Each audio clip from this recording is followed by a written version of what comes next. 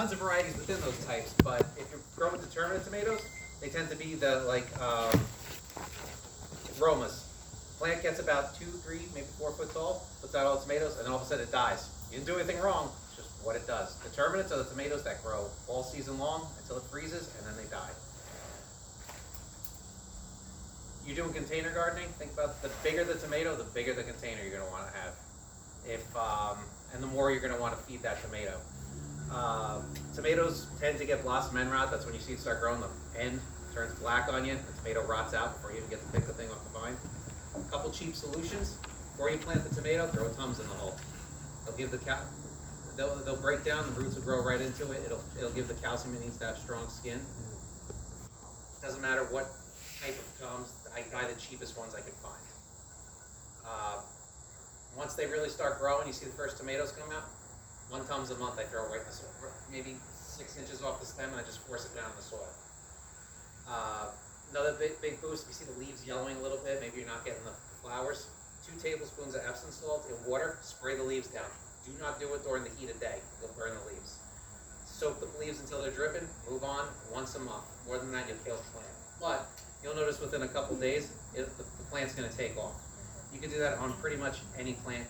You can even mix in a little bit of milk in the water. It'll uptake the calcium through the leaves. So if you need a quick solution to the tomatoes rotting out, tomatoes also root anywhere along the stem. So when you bury them, if the seedling's this tall, rip off all the leaves except the top couple and bury the whole plant. You'll get roots along the whole stem. What about mounding? You mound up? You can if you want. It won't make a difference. But definitely feed the soil at the beginning. Pretty much any plant nitrogen right off the bat. So I don't really use any chemicals. So blood meal works. If you're composting, the compost will be plenty nutrient rich. Try not to turn the soil too much if you don't have to, especially unless you're doing buckets. If you're doing container gardening, you've got to refresh that soil every year. You don't necessarily have to get rid of it, but you do have to rework the soil, add stuff to it, add fertilizer, whatever type, even if it's just, I use just a natural, general gardening mix fertilizer. So if you were breaking new ground, what would you do to prep that soil? So my garden this year, basically I redid the whole thing. I topped off the entire garden with just a general purpose fertilizer, like a 555 fertilizer. You'll see like Home Depot have that bag of organic garden mix. I also use azomite. I get it off of Amazon. I don't know where else to get it. It's actually like rock dust from Arizona. It's full of vitamins, minerals, and everything. All that stuff you want in your food. I just dust the soil with it and mix it in the surface. Beyond that, if you're doing something specific for certain things like peppers, I tend to I use Epsom salt on the entire area where I'm planting peppers. I don't know the science behind it. They love Epsom salt. Onions, I did onions this year. It's actually my 3rd year doing onions. I loaded up the bed with nitrogen. I just topped the whole thing with blood meal, soaked it in. Before we move on to onions, are there any questions about tomatoes? What's the blood meal? So blood meal it's literally just dried blood, but it adds nitrogen to the soil. So when they butcher an animal in a commercial facility, that's one of the things that they capture. And so they'll capture all of that blood and then turn it into a meal and sell it. And that becomes, it's high in nitrogen. If you're doing a lot of butchering, capture the blood of that animal and use it in your garden because it's very high in nitrogen. Eggshells are good to keep too. They're high in calcium. Grind them right up. Throw them right on the soil around the plants and stuff. It'll help the soil, help the plants. Bone meal, same thing. Now, can you put that all in together, or should you space those out? No, you can put it all together. The good thing about doing organic stuff is you can't overdo it. Where do you get your blood meal from? Such Meat Packing, or? No, I just go. They sell it at Home Depot, Lowe's, any sort of garden store. A lot of the feed stores will have it. Yeah. Okay. And you can probably get it cheaper too. And you'll be able to get the rock dust as well. Okay. But yeah, organic, you can't overdo the soil. You buy chemical fertilizers, you can end up scorching the plants. Because they'll just the plants will get addicted, or they'll be too much. I mean, it's literally like drugs when you're using chemical fertilizers. It's up to you if you want to use them. The other thing is, tomato plants tend to like acidic soil. So, I mean, that's kind of your foundation. While there's availability, get your soil tested. See if your soil is depleted in any sort of nutrients. Do you have acidic soil, basic soil? So there's things you can do to adjust that. If your soil's too basic, peat moss. You can literally just mix peat moss in the soil or any sort of organic matter. As it breaks down, it'll make the soil more acidic. But peat moss is definitely the easiest way. It'll soil actually be a little more breathable. So if you have like real dense clay soil, that'll be a quick fix.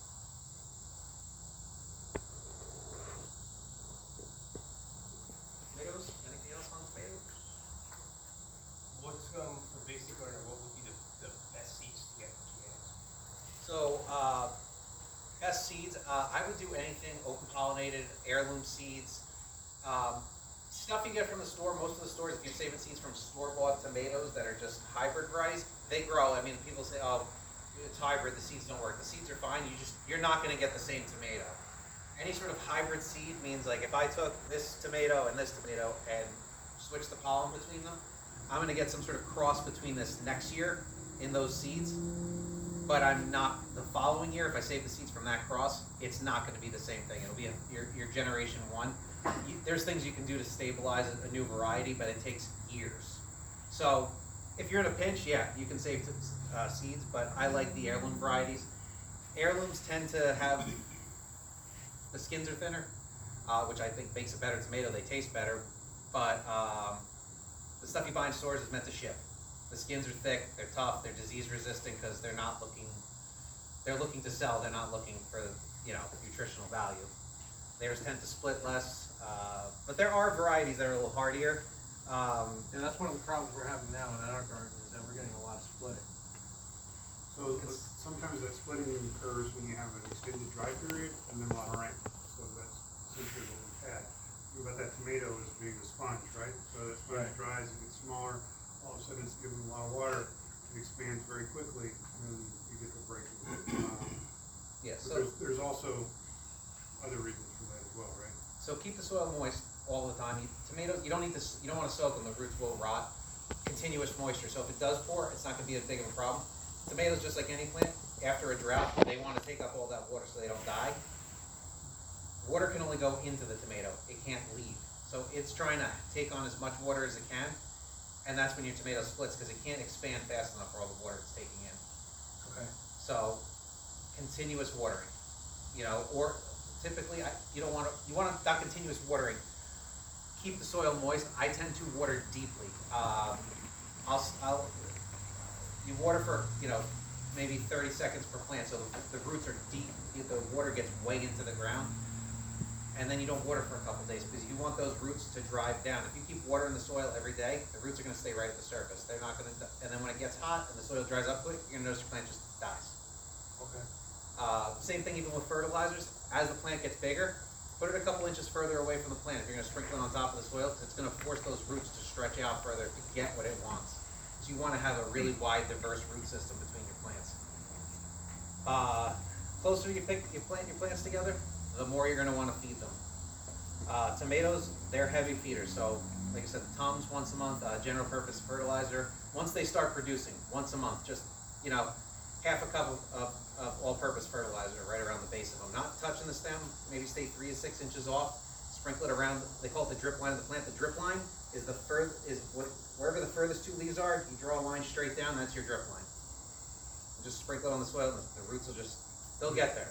It just so happens that, as that drip line extends out at a circular diameter, that's where those roots are. And so they're a wonderful design. As that water comes down, you've got roots that have already extended out to that area, and they're looking to bring in all those nutrients.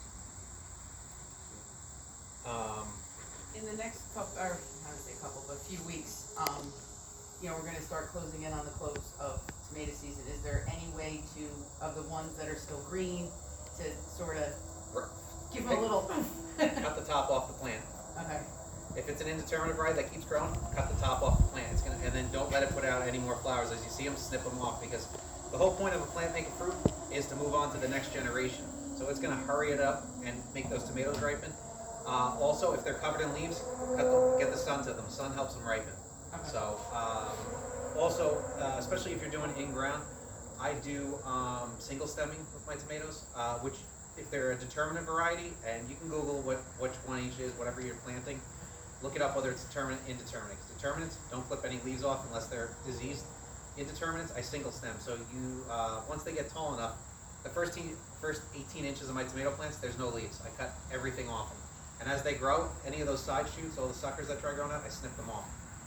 It lets you grow a lot more closer together, and it also keeps the airflow. So like none of my tomatoes at this point, I have no blight on any of my tomato plants. It's lack of airflow that it'll end up getting any sort of diseases on the plants. There's certain things you can't do anything about, and some things are just gonna. Sometimes you just get it done. Do you keep neem oil? Huh? Do you use neem oil? I do. What are some of the other things that you use for pest control? What was that? Neem oil. Oil? NEEM. Okay. I just buy it in the concentrate and mix it myself. It's cheaper. You can pretty much, you can't use it every day because it will look, neem oil is great because it'll kill just about any pest, but it'll also kill the good pests, but it has to make contact. So if you're just spraying the leaves, it ain't gonna do anything. You have to be spraying whatever pest you're looking for. The other big ones, I really only use that, diatomaceous earth, and like for slugs, they make organic slug bait, which is they basically eat it and die. Diatomaceous earth is another one. It's great for any sort of hard-shelled, so beetles or whatever, because it clogs their pores, they suffocate and die. So if you have any sort of beetle issue, Japanese beetle, flea beetles, or anything like that, it just dust them, and you have to keep up with it though. I feel like every time I dust my plants, it rains that night. Now, I've got all of these tomatoes that are in my greenhouse and stuff that are 7 foot high. I should go cut all of those bottom leaves off. So what I always do is I make sure never let the leaves touch the ground because that's where your diseases are coming from. I start chasing up to the next closest fruit set. Okay. So wherever the first fruit set is, I snip all the leaves from there. Once that fruit set's on, I start chasing all them up the plant. As long as the plant's established. I mean, you're not going to if you only have 6 leaves above it, let it be. But if you have a well-established plant, I just start as the season goes. I chase the leaves up the plant 'cause the bottom ones die out anyway. Would you use the DE as just a way of just treating the soil itself? Or It doesn't do anything for treating the soil. Okay. Basically, it's just crushed seashells. Right. It does nothing for the soil per se. I do tend to wad it around like zucchinis around the base. It does help deter the vine borers a little bit. Mhm. Tin foil works good. Just wrap the base in tin foil. It'll help prevent them from actually laying their eggs within the base. Because that got wiped out by the vine borers this year. If you catch them early enough, though, you can cut them out. You put a little slit in there and take like a wire and just slide it up and stab it. Let it die right in the plant. Alright. A lot. So, another point on the diet. You can use it for insect control in a variety of ways. You can use it in your food preps as well. So some guys will get, 55-gallon drum, you can pasture goat. And essentially what you do is put in X amount of wheat, or whatever the grain is, and put an amount of diatomaceous earth in there, and then another layer, to your point, it's fossilized sea creatures, and they're very sharp. And what happens is any creature with an exoskeleton has a soft place between the plates, and that diatomaceous earth that's in there lacerates it, essentially bleed out. That's what kills them. You can use it for the garden. I use it with my chickens. I'll put it in a run. They take dust baths in it, gets rid of the mites. If you've got an ant problem, if you've got a termite problem, maybe around the foundation, that will help control that as well. Yeah, it's not toxic. You can eat it. It ain't gonna hurt you. The neem oil I accidentally sprayed myself in the face with for one time. So it's the other bonus of being growing organically is a lot less worry. My kid goes in the garden and stuff, and you don't have to worry about something burning, being blind. It doesn't taste great, but it actually has a very sharp citrusy flavor. But I wouldn't recommend. There's regular evacuation or the food grade evacuation, right? Yeah, there is food grade. I mean, if I was putting it on my, my bucketed food, I would think use food grade. But in terms of like dusting the plants and everything, using just like pool diatomation earth is not going to hurt. I think. The other benefit of the neem oil is not just insects, but it will address issues like powdery mildew. Copper sulfide works really well too. I haven't had a lot of issues with it. Honestly, it's been such a dry heat this year. Powdery mildew, it just started hitting me this week. Most of the time, zucchini plants it's where you'll see it bad. Zucchini and cucumbers, and for the most part, if I see it start setting, I just cut the leaf off. So we'll give our dog certain food to help get rid of the worms. Yeah. So I mean, it's And you do the same thing. I mean, in a longer term good down situation, you're going to have issues with, stuff that you're going to eat. It's going to cause pests and things along those lines. You can ingest it too, the same thing. You get a pinworm problem, you can address that pinworm problem by including diatomaceous earth in your food. I didn't even think about that. That's a good idea. Because you're going to be going out and pulling stuff from the woods. Yeah. You're not typically doing that, so you're going to be ingesting some parasites that you're more than likely not accustomed to having in your body. Okay. The more garden you grow, the more pests you're going to learn exist that you didn't even know existed. I didn't know there was such a thing as cucumber beetles till this year. There are. So they're little tiny beetles that are either they're yellow with white spots or with black spots or black stripes, and they tend to just decimate any sort of cucumber plant. Yeah, flea beetles are the only problem I've really had with those, but honestly, once they're established, whatever, they'll just grow through it as long as once the root system in. You got to baby them at the beginning, and then the eggplants go to town.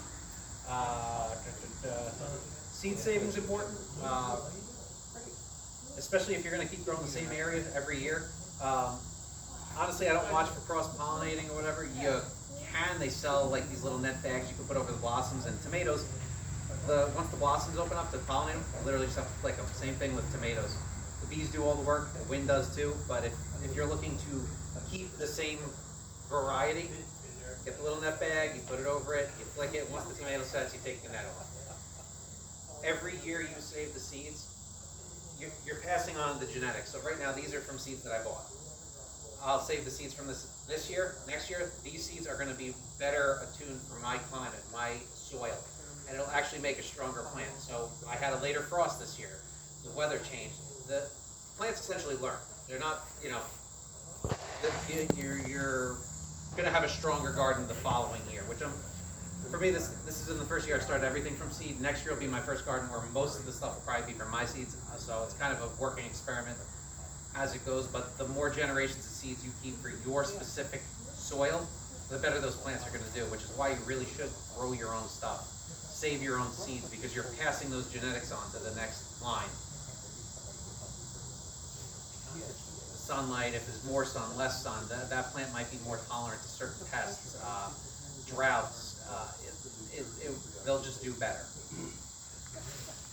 than starting the same packet of seeds every single year. You're just starting from zero because all these seeds that you buy, they're all pretty much greenhouse grown under the best conditions, the best soil, the best fertilizer. So those seeds are like,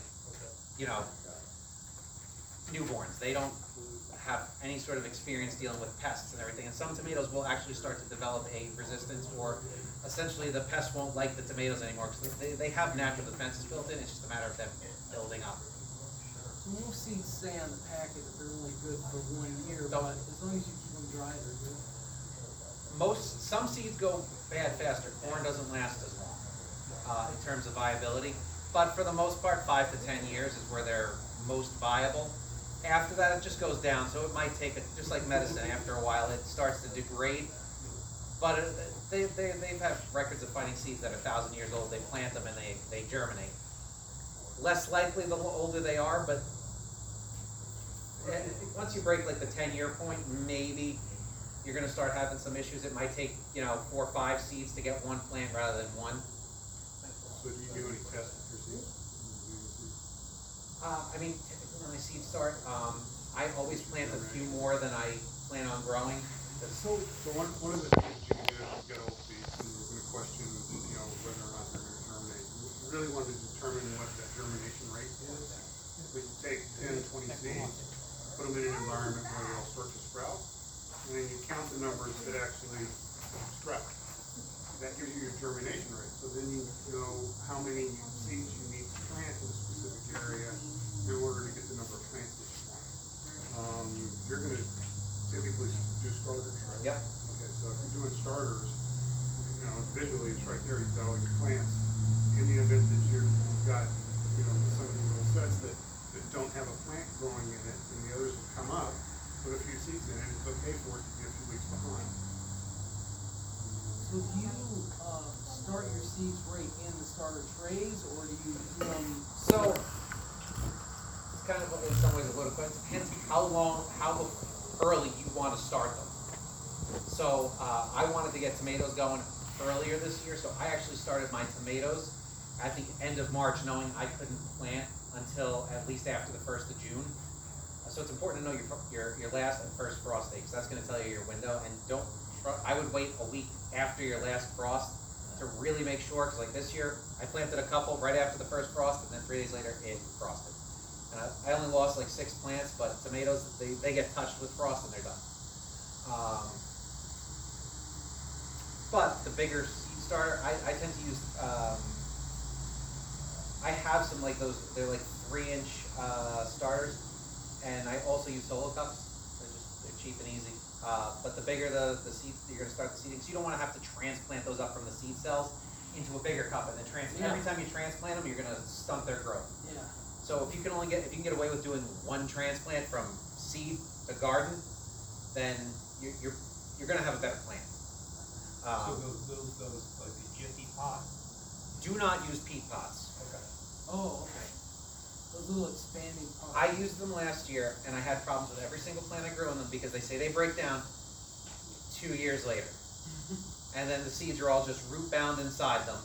I ended up a few plants I pulled up and ripped the peat pot off, and then all of a sudden they started growing.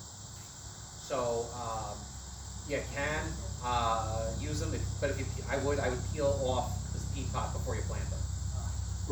We used those this year and we're not really happy with those, and I think Yeah. that we're gonna end up using the egg cartons. Do you think that's You okay? can We use just egg cartons, leave they're them in just there? very shallow. Like I said, solo cups are cheap. Okay. You know, Costco, or wherever your bulk store is, you get like 400 cups for 10 bucks. I usually just take the whole stack and I take a long drill bit and I just rail 2 holes through the cup so it has something, so they don't just fill up with water, drain, and rot. I buy any sort of tray. I just put a tray under them just to catch the excess water. But About the, toilet paper rolls. you can use those. I would just, like I said, if it's not breaking down, I peel them off.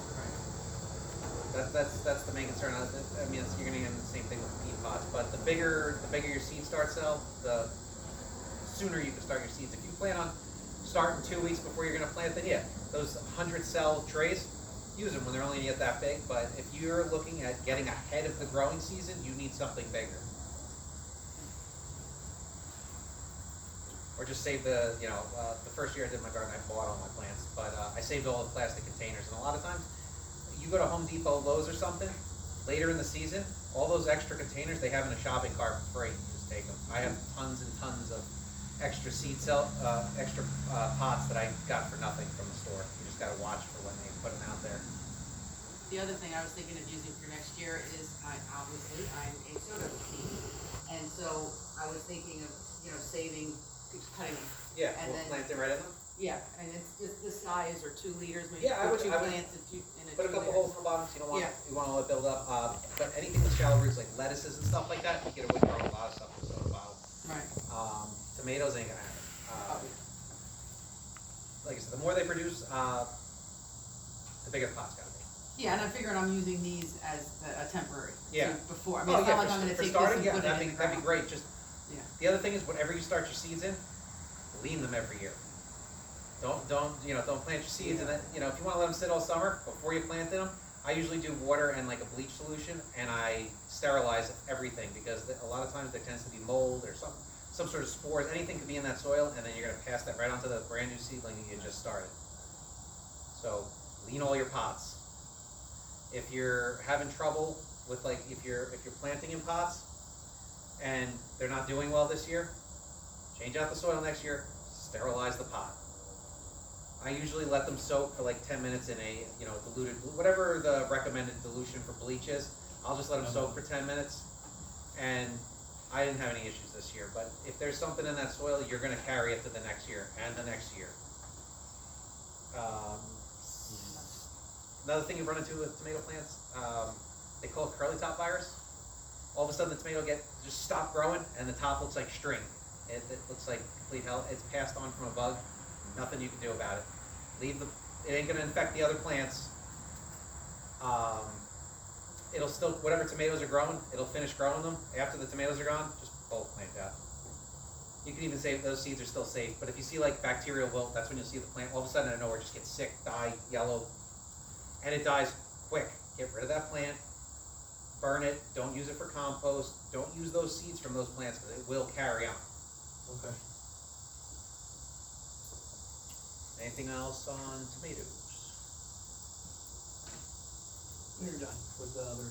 Okay. Before I move on to onions, so a couple of things I use. This is a square foot gardening tool. It's literally 12 by 12. If you're doing raised bed gardening, this is a great way to organize the garden. The holes, they're color coded. I wrote on there what the spacing each stands for. It really helps lay out your garden. Onions, I do onions. They're 3 foot spacing, so you can literally put one at every single red dot. Really? Beets, it's just a great way to lay out your garden quickly, efficiently. And it comes with a little pokey tool with different depths on it, and you literally just push this into the soil. It'll make a nice little square, you'll see, and you poke your holes. It's perfect gardening. It's just, if you search square foot gardening tool on Amazon, internet, whatever, it'll pop up. I think it was like $13, but this was like a game changer this year in terms of layout, because you're not trying to string lines and everything. You set the first one, and then you can just follow the grid the whole way out and lay out the whole thing. Especially this year, I did onions. I did 850 onion plants. So this was great to just start jamming holes in the soil, because I made all my holes and went back and then put each individual onion in. And I can tell you from seeing his garden, holy crap, does he have a lot of onions. Holy crap. Some of the other things I use for the tomato plants, when I tie them up, elastic. Same thing you use on masks, whatever. Just from any sort of, I know it's kind of hard to get now, but from any sort of fabric store, stretchable elastic. You tie them to whatever you're gonna tie them to, your stakes, strings, however you're trellising your tomatoes. The nice thing about it is it is stretchy, so as the plant grows, it will open up with the plant, and when the wind blows, it will move with the plant and won't just snap. That tropical storm that came through, I didn't lose a single tomato plant. Trees came down, I didn't lose a single tomato plant, and they're at that point right now they're like 7 foot tall. I use jute though. Is that what? right? The jute cord, the twine. You can use twine. The only problem with twine is I use this too. It's literally tomato twine. I get this on Amazon. I think it's like 20 some odd dollars. It's 6,300 feet. So you get years out of this. What I actually did was I took furring strips through my garden because just the way it's laid out. I put them every 10 feet, and I stretched twine from as tightly as I could from each individual furring strip at 1 foot intervals. And I just I use the tomatoes as they're going. I tie into this. Okay. If But- anybody wants to see his garden, you can go on his YouTube channel, which is Garden of Eaton, E-A-T-I-N Farms. Okay. He's got his garden. Yeah, I try to do weekly walkthroughs. I don't have the bandwidth to get in there every single week and film a video, chop the video up. So I tend to stutter a lot, and I chop the video's 20 minutes, and then it gets down to like 13. I know, I tried jute this year and cut the circulation off a couple branches. Well, I use a little bow line on it, and it's just a. The only problem with twine is it's going to act like sandpaper over time as the plant moves. It's just going to work its way through.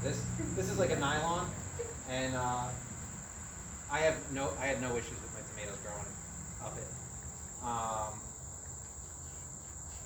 But yeah, I mean, I don't, otherwise, in terms of tools in the garden, other than a pair of good, like, sharp pruning shears, these are the three main things, and I'll use these just to tie up the eggplants. Everything I have that grows semi-tall is staked, and I just chopped up 2x4s. Furry strips are great, because they're like $2 a piece, and they're 8 foot tall.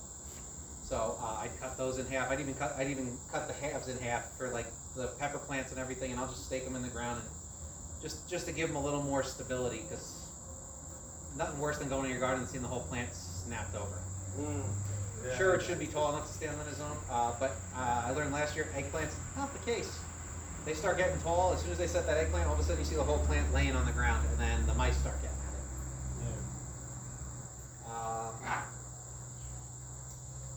Seed case, like, so, my big issue was storing seeds. Someone actually gave me this, it's just a photo case, which is great for splitting them up. They're individual plastic cells, and it just, great, I mean, it's just an extra thing I use to organize my seeds. I have them broken up by different types, so I got tomato seeds, cucumbers, all that stuff, which, you know, if you have any questions later on about anything specific, please feel free to ask. The other thing, blacklight flashlight. Okay. Big problem you have with tomatoes, especially if you're growing a lot of them, tomato hornworms. They're little sons of it. They get about, you know, maybe 4 inches long, and you can't miss them. They're bright green, but they blend right in with the tomato plant during the day, and they will eat an entire tomato plant by themselves in about a day or two.